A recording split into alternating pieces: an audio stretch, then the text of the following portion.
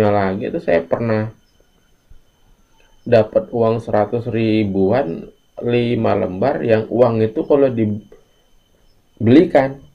pulang kembali. Iya. Nah, kalau orang Jawa ngomong itu namanya uang balen. Nah, itu sih kalau menurut cerita-cerita sih itu uang gaib dari peninggalannya Bung Karno. Kata orang-orang, saya juga Ada kurang itu tahu. ya. Mungkin ada teman-teman yang tahu lah. Ya, boleh komen di bawah itu uang balen gitu. Terus kamu apain uangnya?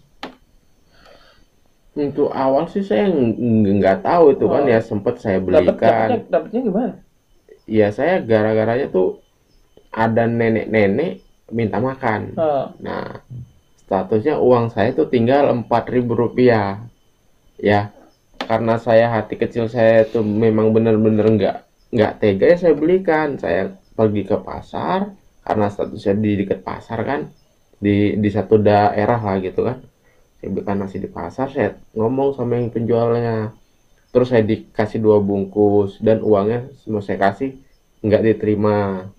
Terus eh, saya kasih nenek tadi sebungkus, saya makan berdua sama nenek itu. Eh, Sembari ngobrol, terus nenek tuh bilang, ntar kalau kamu ketemu apa-apa ngelewatin hutan ini, Hutan mana? ya di sekitaran Pulau Jawa juga lah. Nah, nanti kamu ambil aja, itu memang rezeki buat kamu. Ya, rupanya betul betul dapat ketemu. Pinggir jalan tempat saya istirahat itu kan. Ya, uangnya itu saya juga kurang tahu uangnya seperti apa, jadi waktu saya belikan kok pulang lagi. Karena sampai 3 kali saya belikan, uang itu kembali lagi, jadi saya bingung ini uang apa gitu. Saya kan belum belum ngerti dengan uang-uang seperti itu, jadi Kembalinya gimana? Balik ke dompet lagi? balik ke kantong celana. Jadi Yang kembaliannya tadi masih ada di kantong celana. Jadi misalnya kita belinya tambah berarti ya? iya, nambah. Tambahnya kembalian itu. Nah, misalnya kita nih pakai uang 100 ribuan tuh kan tadi. Buat beli 50.000 ya? Buat beli tuh 60 ribu misalnya, kembalinya kembali 40. Nah, kita balik 40, saya lewat kantong. Nah, saya balik, nah uang 100 ribu itu balik lagi ke saya. 40-nya dapat kan, malah untung saya, bukannya buntung. Cuman karena saya orang yang nggak mau yang seperti itu, jadi cuman beberapa kali saya pakai, karena itu juga memang udah butuh dan saya juga memang kepepet karena buat di perjalanan kan, waktu sepeda dulu. Ya udah, sampai sekarang saya simpan baik. Masih ada? Masih sih saya simpan baik-baik di rumah. Di rumah. Masih utuh semua. Saya tinggal 4. Yang satunya sudah saya buang ke laut. Karena itu bukan gimana ya, kayak pesugihan gitu ya.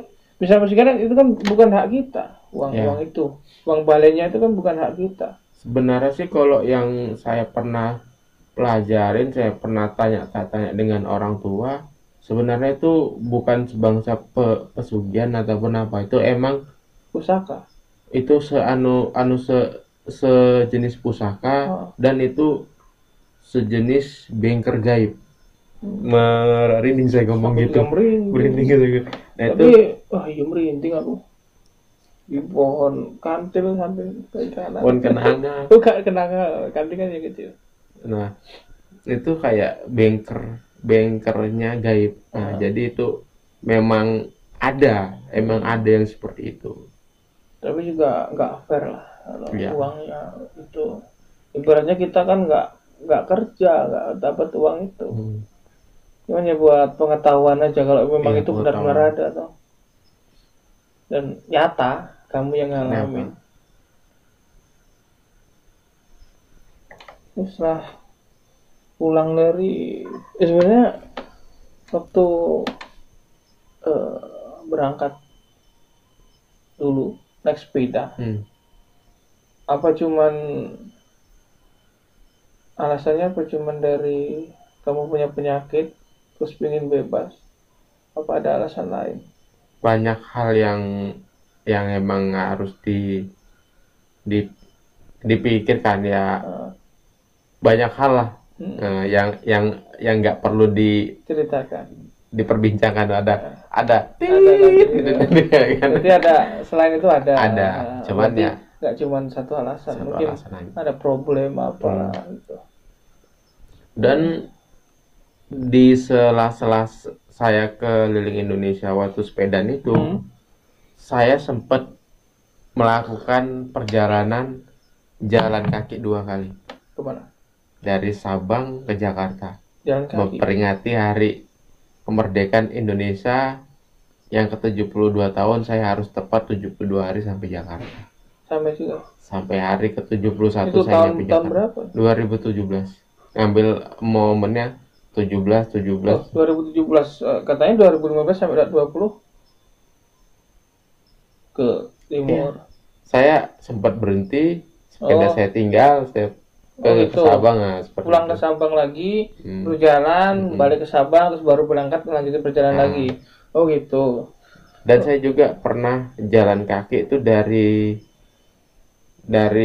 Gondang Legi, Panjen, Blitar, Kediri, Pare, Jombang, Batu, balik lagi ke Malang.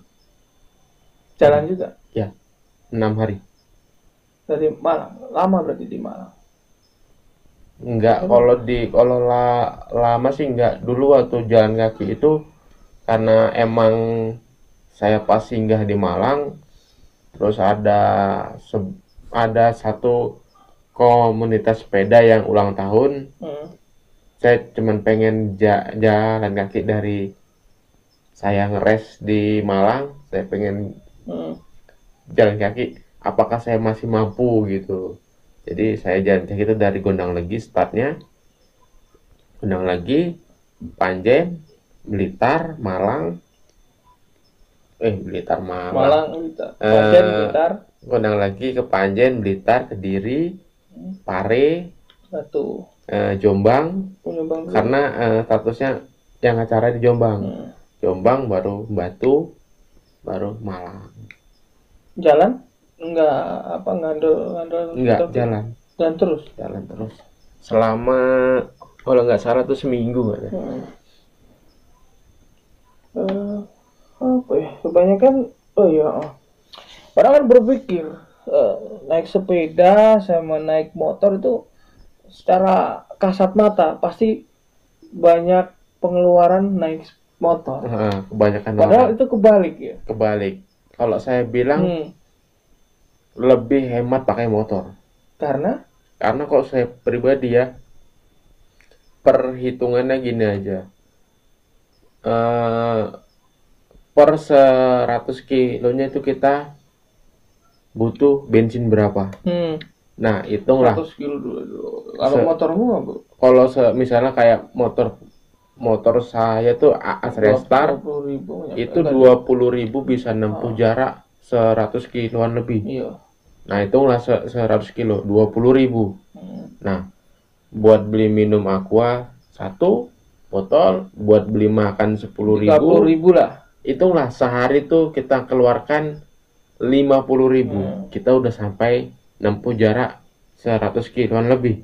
Nah, kalau sepeda jarak 100 kiloan itu kita harus minum makan. Paling enggak itu 5 sampai 6 botol besar itu kalau 1,5 liter. Kalau 5.000 aja botol aqua sebotol 25 udah 30.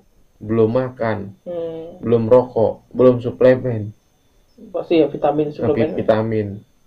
Belum snack-snacknya yang lain. Paling enggak itu harus kuras uang 100 ribuan. Terus yang pasti itu waktunya lebih lama lagi. 100 kilo tuh bisa ditempuh 1 harian penuh. 12 jam apa ya, 24 dari jam 7 pagi jam 8 pagi itu sampai jam 6 sore 5 sore. Nah, kalau motor 100 kilo tuh cuma kita tempuh jarak 3 atau 4 jam, paling lambatnya 4 jam. 4 jam lah. Dan kita per harinya tuh kalau pakai motor kita bisa nempuh berapa kota. Kalau sepeda tidak. Sepeda harus mikir-mikir dulu, nanti ada tanjakannya, terus gimana naik lewat hutannya gitu, yang lebih dipikirkan, lebih pikir-pikir lagi lah kalau mau jalan. Kalau naik motor lebih langsung aja, kalau jalan ya jalan aja. Yang penting kan udah ada bensin, udah tahu jalan, apalagi sekarang ada HP. Waktu dulu nggak bawa HP, waktu naik sepeda. Bawa cuman HP-nya HP ya ala kadarnya, cuman buat HP buat telepon aja. Dari sepeda ke motor.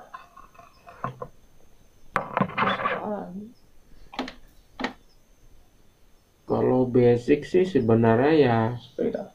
Dari komunitas juga. Awalnya dulu 2004 waktu masih zaman sekolah itu sudah main di sepeda. Komunitas motor, cuman motor matic dulunya. Sempat ikut setahunan lebih, terus keluar karena nggak sinkron dengan ketuanya, jadi saya keluar. Nah, saya independen itu dari 2005, independen sampai sekarang. Jadi buat teman-teman yang mau naik ke Sabang, kalau setibanya udah masuk di kota Medan, mau masuk ke pintu Aceh Tamiang, di Wates, nah jangan sungkan buat kabarin, kita siap untuk tempat peristirahatan, tempat singgah, hanya sekedar mau ngopi, makan atau singgah, mau istirahat berapa hari, monggo silakan. Terus mungkin ada pengalaman buruk atau pengalaman yang nggak mengenakan, kan ada tahu misalnya di Sumatera, di Lampung Suji terkenal dengan begal atau kena penodongan, rampok atau apa gitu. Kalau pengalaman buruk sih yang paling buruk aja ada, cuman enggak pernah saya buat itu sebagai duka ya. Jadi saya cuman ya emang itu, kalau saya bilang ya rangkaian hidupnya seperti itu gitu. Jadi kalau saya bilang orang tanya suka dukanya apa gitu, ya saya bilang suka terus, dukanya nggak ada. Jangan dibuat duka. Jadi buat duka, karena kalau dibuat duka jadi yang terdoktrin nanti mentalnya lagi gitu. Jadi padahal kamu udah membangun mental yang bagus buat memotivasi biar kalau sakit ya nggak usah dibikin sakit gitu. Jadi kalau malah ada duka, ada duka malah mentalnya di take down lagi gitu. Udah gini rusak jadinya. Rampok dibegal. Ya kalau dirampok ya pernah, dibegal ya pernah. Cuman ya kalau kita hadapinnya ya dengan bener-bener ya udah, kalau mau diambil ya udah gitu. Jadi biar diambil kita lebih pentingin nyawa kitanya lagi daripada barang yang diambil gitu. Toh misalnya yang diambil handphone, toh berapa sih handphone gitu. Toh juga kalau ada uang kita bisa beli lagi di kontrak juga banyak handphone kan. Kalau nyawa lo mau beli di mana? Indomaret juga nggak jual kan. Udah lepas aja ya memang. Tapi memang susah, kita kadang wong Jawa tuh nyeleh nih dunia itu memang susah. Kadang kita lebih mementingkan apa yang kita punya biar nggak diambil orang, tapi kita nggak mikir nyawa kita sendiri terancam. Kalau memang kita bisa itu nyeleh itu berserah diri ya udah ambil. Tapi ya kadang nggak bisa, emang sulit itu, ikhlas itu lah. Ikhlas. Susah memang kalau untuk ikhlas itu susah. Ikhlas. Yang bisa merelakan. Merelakan sama ikhlas itu ya hampir satu kelas lah, tapi lebih berat ke ikhlas gitu. Jadi kalau misalnya ini ku ambil ya udahlah, nah gitu masih ada kesannya berat, masih berat. Masih berat, tapi kalau ya wes kalau ambil ya wes apaan ya wes. Kalau ikhlas itu beda, memang itu udah kelas level di atas. Iya, tinggi. Kayak apa? Surat Al-Ikhlas kan nggak ada kata ikhlasnya. Nggak ada. Nah, itu. Surat yang paling ampuh itu. Nggak ada, yes gitu. Ikhlas itu nggak ada kata ikhlasnya.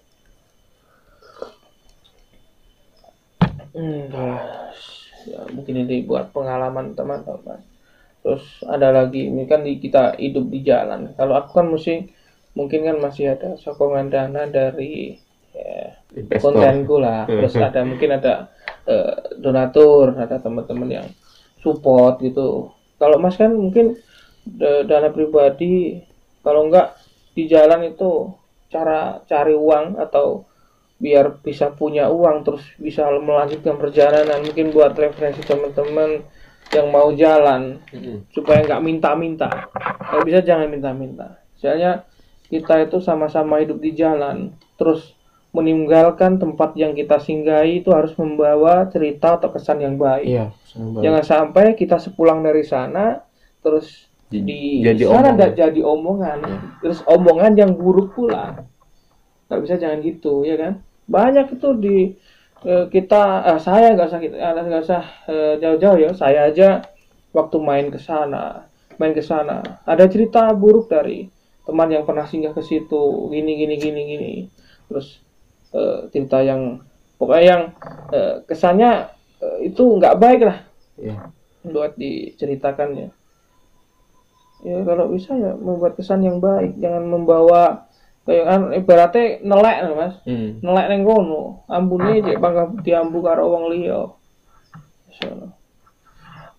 Apa yang membuat bisa menghasilkan ya secara baik lah, nggak minta-minta. Kalau kemarin ada teman di Blitar atau teman di mana itu dia ngerosok dari Lampung, di Blitar lama dia ngerosok, cari rosokan terus dijual. Dia kan bisa menghasilkan atau membaca potensi yang ada di yang ada daerah situ. Itu bisa juga. Kalau saya pribadi sih lebih ke apa yang khas di satu daerah gitu. Misalnya contohnya kayak di Jogja misalnya, atau di Seragen yang memang penghasil batik misalnya gitu. Nah, saya pengen cari vendor-vendornya gitu. Jadi kalau emang bisa saya join partner, nah saya ambil. Jadi saya bisa buang kemana. Ya seperti itu, saya dapat ya cuman persenan, sekian persen lah gitu. Tapi kalau banyak kan, nah itu bisa berkali lipat persennya. Ya seperti itu, dengan cara-cara seperti itu. Dan kayak di suatu daerah ini, apa sih yang nggak ada tapi di tempatku ada, dan di sini berpotensi. Nah itu saya coba, ada temen yang bisa ngehandle di sini, yang temen yang mau. Nah nanti barang saya masukin, saya cuma ngambil sekian persennya aja. Ya 10% pun kalau kali berapa emang Rp1.000, tapi ping pirone ping-pingane itu sing akeh. Ping-pingane.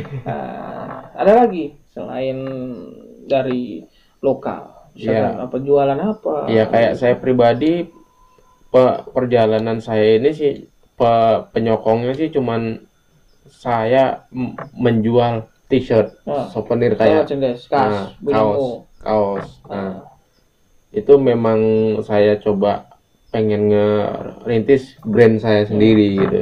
Jadi ya buat teman-teman yang kepengen punya, langsung DM ya. Hubungin aja, nanti tak kasih nomor di bawah. Misalkan Masnya nanti dihubungin, tanya udah sampai mana, mungkin bisa diambilkan ke rumah. Toh kalian itu berbuat baik juga ada balasannya, berbuat buruk pun ada balasannya. Insya Allah, misalkan nanti dihubungin, mampir ke rumahmu, atau ya sekitar ngopi-ngopi, ngobrol-ngobrol, sharing-sharing pengetahuan, pengalaman. Karena pengalaman itu adalah guru yang paling terbaik. Bisa nanti dihubungin, nomornya tak kasih di bawah di kolom deskripsi. nanti bisa kamu hubungin, bisa kamu japri soal kaosnya. Mas ini bisa buat bantu lanjut perjalanan menuju ke Merauke. Dan satu pesan dari saya pribadi, jangan pernah menjadi orang pintar, tapi jadilah orang yang berpengalaman. Karena kalau orang pintar bisa minterin, tapi kalau orang berpengalaman bisa memberi pelajaran buat orang-orang yang lain. Selain itu, pelajaran yang bisa dipetik dari kisah Mas Adi ini, optimis dengan kehidupan ini. Apapun yang terjadi, jangan pernah mengeluh. Ya, jangan pernah mengeluh dengan apa yang dialami, penyakit yang menderita, yang dinikmati dia sepanjang tahun. Dari tahun berapa itu vonis? 2011. 2011. Dan saya resign dari kerja itu 2013. Resign dari. Baru resign, berarti setelah vonis itu.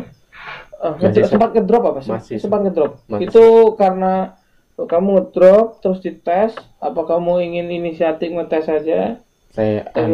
Emang saya waktu tahu itu saya lagi drop total, terus saya periksa, terus supaya hasilnya seperti itu, sempat tetap masih kerja, dan 2013 saya putusin saya pengen lupakan semuanya, dari mulai dunia kerjaan, dunia hiburan, dunia percintaan, terus saya lupain semua. Saya pengen bebas, saya pengen happy, saya pengen melihat yang indah-indah di luar. Udah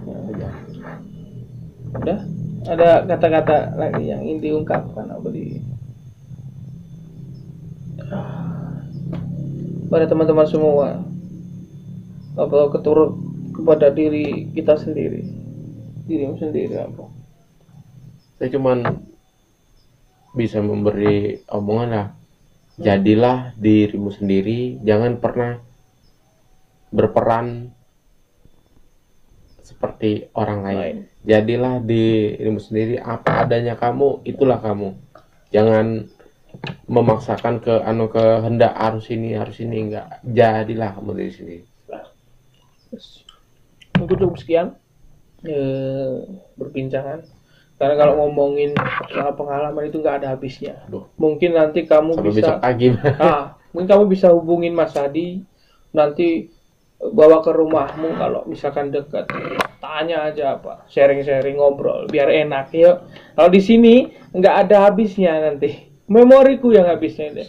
Terus pokoknya terima kasih buat Mas Adi udah mau mampir. Alhamdulillah bisa bertemu. Insya Allah kalau udah ngerasain air sini, kamu nanti akan datang ke sini lagi. Ataupun kita nanti bakal ketemu lagi di mana nggak tahu. Yang jelas sehat selalu Mas Adi.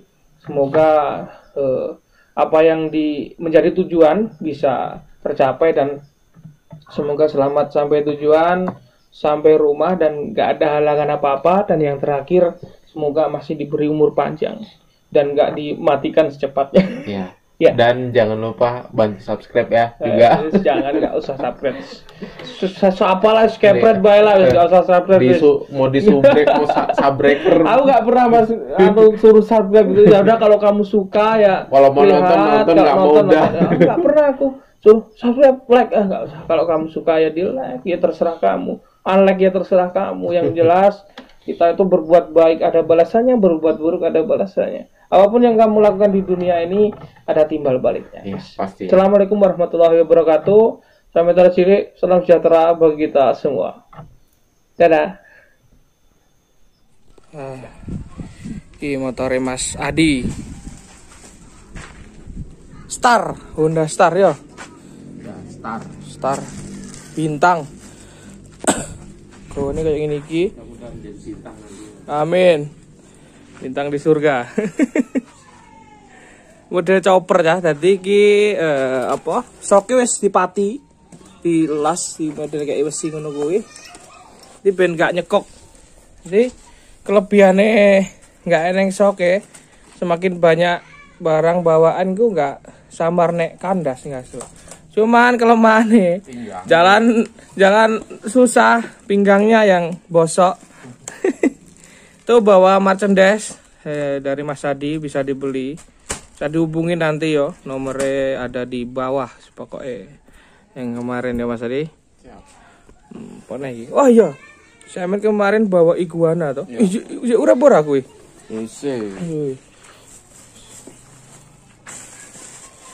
Touring bawa uang, touring bawa iguana. Tapi cek cilik ya Mas kuwi. Masih kecil.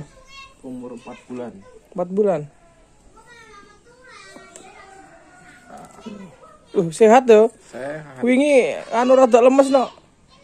Kasih makan, mau? Makan toge. Udah. Itu dimakan enggak itu? Oh, dimakan no. Makan. Coba dikasih, mau makan enggak? Kenyang ini ya. Yang tadi dimakannya. Kuwi nek gak ero cah rong ngene iki mbok kira bunglon. Padahal ki beda lho iki. Bunglon kan rada binatang Amerika Latin. Eropa, Amerika iki. Dari benua Amerika. Sangar kira. Sangar.